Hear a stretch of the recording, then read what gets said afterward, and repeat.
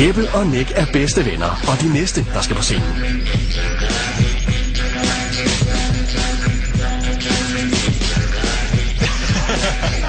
Hvor er det fantastisk. I er varmet fuldstændig op, drenge. Der er 3 dommer dernede. Værsgo. Så skal I helst.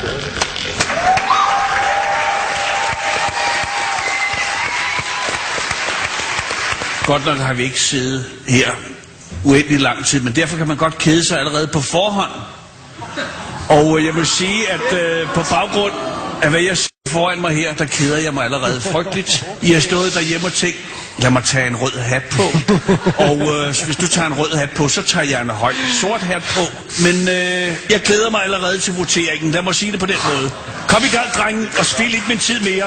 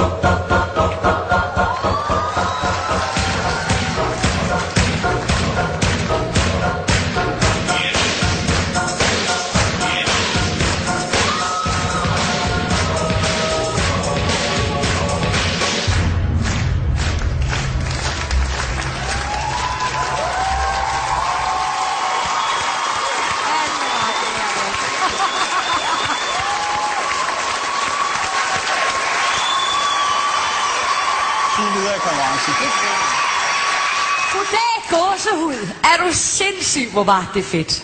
I er så overlegne, og jeg elsker sådan noget. Det var bare overraskelsesmomentet, der var surprise i det. I er så knalddygtige, altså. Det er helt vildt. Jeg er solgt. Tak. Det er således, at frøken Stein nogle gange, der følelserne løber af med hende. Derfor er det godt, hun sidder sammen med nogle strikte herrer, som ikke lader sig rive med af pøblen, der applauderer. Men det er krafteddermame godt, det laver. Det må jeg sige. Nå. Der kom den alligevel, hva'? Ja.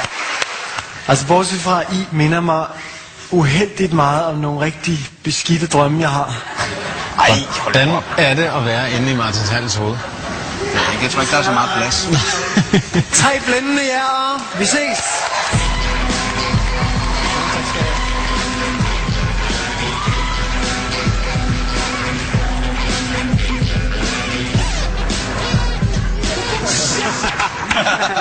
Super fedt.